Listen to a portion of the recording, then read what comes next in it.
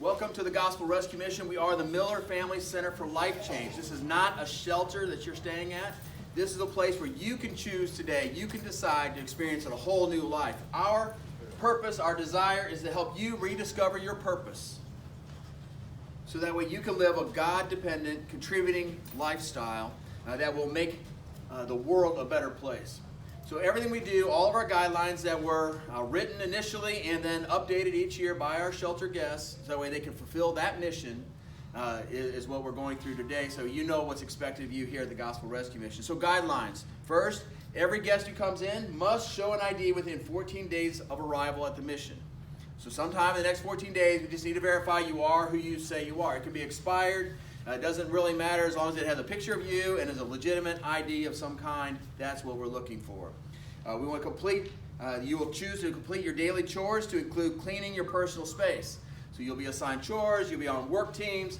Your personal space, you must keep clean and orderly. That includes your locker, wardrobe, whatever we want to call that place, that is neat and orderly. As your shoes are lined up along the bottom of under your bed. Nothing else is out of your locker. All right, so everything in that, keeping it clean and orderly, that's for health and safety purposes.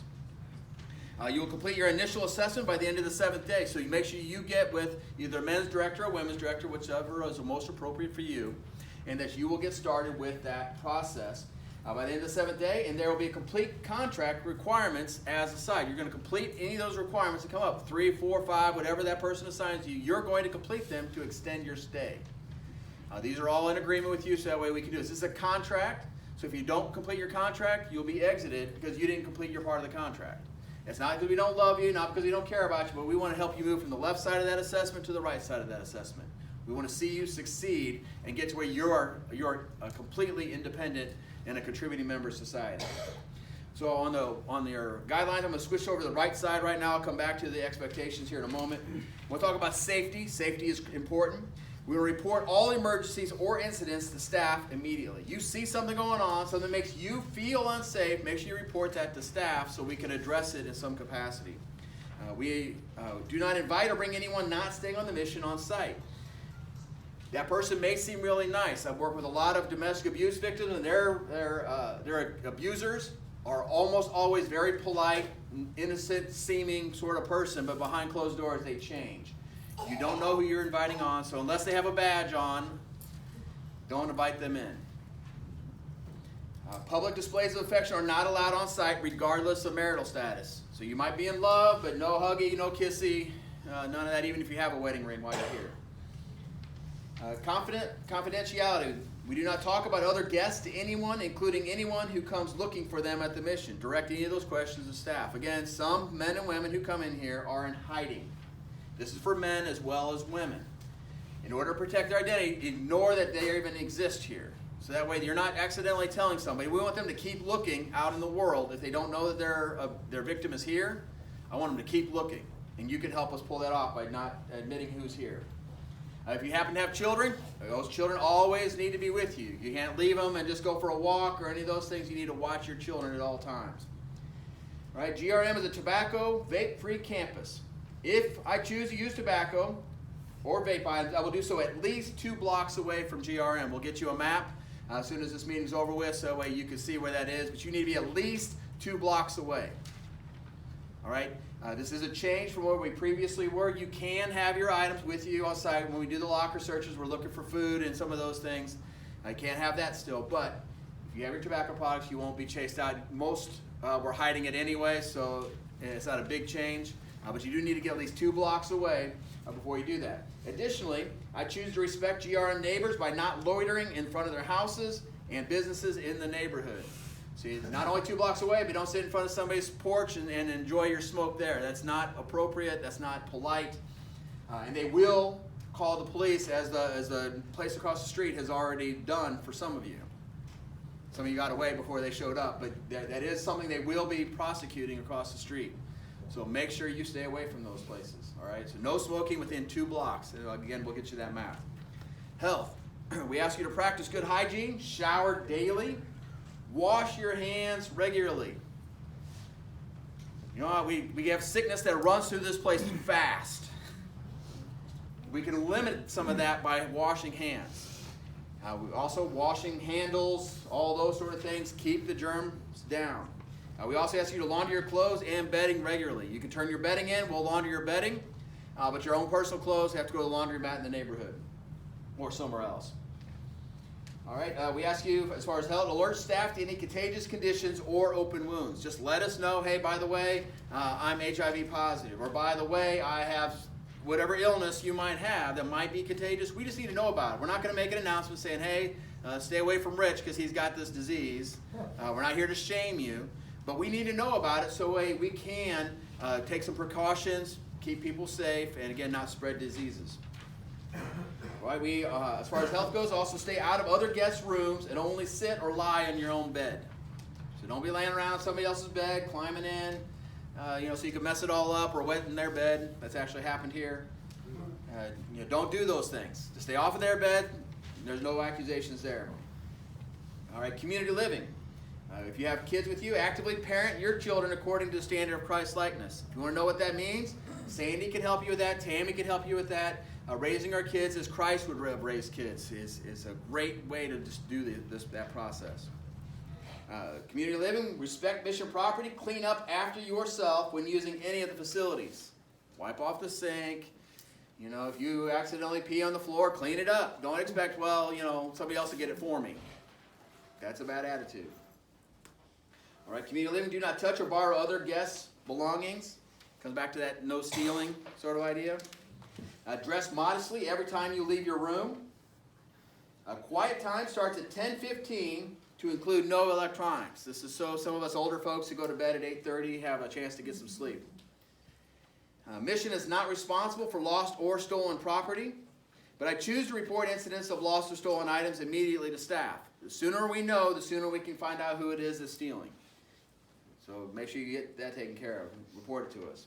I choose to be at the mission from 9 p.m. until 6 a.m. unless employment requires me to be out. Talk with the men's director or the women's director to make sure that takes place. We know what's going on.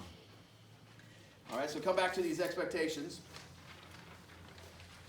We have an expectation. You can expect staff will treat each person as an individual. That's why we went to the assessments. Individual assessments. You are all personalized. There's not one program overall. There's an individualized personal program for each and every single one of you. You can expect the staff will listen, they will demonstrate love, they will hold guests and staff accountable for their choices, they will protect the guests, they will encourage positive life change through groups and classes, they will treat guests with respect, they will address issues effectively and quickly, they will provide a safe place to share concerns, they will provide for your basic needs, and they will be consistent in enforcing guidelines. The expectations for you all, the guests, is to attend small group, chapel, task meeting, or other mandatory events as directed by staff. Be willing and desirous to get a job. Respect and be patient with each other. Be drug and alcohol free during your mission stay. We ask you to view mission services as God's gift, not as a right. Be open to conversations about healthy relationships or habits. Extend grace to other guests and staff. Work toward completing any extension requirements, and comply with all posted signs. Bottom line is we want to treat everyone as if they're hurting because they probably are. Now the final piece of this is how the exit process works. So on the back side of that sheet, when you leave the mission, you must be out for a minimum of however long you have been staying at GRM. So if you've been here for a month, you got to be out for a month. You're here for 2 months, you're going to be out for 2 months. You're here for 6 months, you're going to be out for 6 months. So plan carefully when you leave. That person who you met here who you think is trustworthy may not be as trustworthy. You have to decide, are they going to be trustworthy for a month, 6 months, or however long you've been here? That needs to be part of your thinking process. Any belongings left unattended at the mission for more than 48 hours will be collected as a donation. So take your stuff with you. We don't have space to be storing all that stuff. We want you to have it. We're not stealing it. We just want you to take it with you when you go. All right, anyone asked to leave the mission, so this means it wasn't necessarily your choice up front. You made a choice that forced staff to have a conversation with you, a hard conversation. But anyone asked to leave the mission may be required to meet with staff by appointment before applying for re-entry. Now even if you're asked to leave, even if you have a meeting with our directors or another staff member say you're exited, you're going to have to leave. Most of the time, you've been here a month, you'll have to be out a month. That doesn't change for most. But there's some of you who decide to leave in hostile ways, or there's a lot of questions being asked. You're going to have to meet with staff before you come back in. And then those, if you happen to do this, and this happens occasionally, the staff will come to you and say, okay, you got to leave, Rich. You know, your behavior is not acceptable. We can't work with this anymore. You're going to have to be exited. And you say, no, I'm not leaving. And we end up having to call the police. Then you will not come back in until you personally meet with me. That means you would make an appointment. We'd sit down and talk, and I will tell you I will be a hard case. I will make you do homework and a lot of other things to show me that you've changed. Because usually that means that you're not willing to even obey and comply with the police. Why would you even comply with us? So that's a bit of a change there. So that's the exit policy. Finally, these are reasons to exit. Everything else that I've covered so far, you could violate, we're going to have a conversation about. We give you a chance. That's what grace does. It gives you a conversation, an opportunity to talk. But the rest of these have been determined to be so important, so safety focused that we have got to exit you immediately. We can't even have a conversation about it. You exit, and then we can talk about coming back later. So use or possession of drugs, drug paraphernalia, or alcohol. Any kind of illegal activity. So if you are one of those that were shoplifting down the street, you will be exited from here. So if you're on their camera, you might as well go ahead and pack your stuff, because that's going to happen. Any behavior that presents a safety hazard to other guests or staff. This is kind of my catch-all. Some of you are very creative, amazing people who are going to come up with some other creative way to be unsafe. I'll give an example that you probably shouldn't do: diving off the top bunks. Trying to dive into a cup of water. No, if you do that, that's a safety violation. You're going to be exited. All right. So that's a crazy one, and only a couple of you might try that. All right. You assault anybody. That's a safety issue. We're going to exit you. Any threatening behavior, which includes any physical acts, verbal threats. Hey, we'll step outside. We're going to go fight off-site. All those things. Or any kind of racist remarks. We will exit you immediately. And then any kind of possession of weapons. So if you have any weapons, it's time to turn those in. We'll be happy to hold on to those, and then we'll give them back to you when you leave, unless you're really angry at us, and then we might wait a little bit.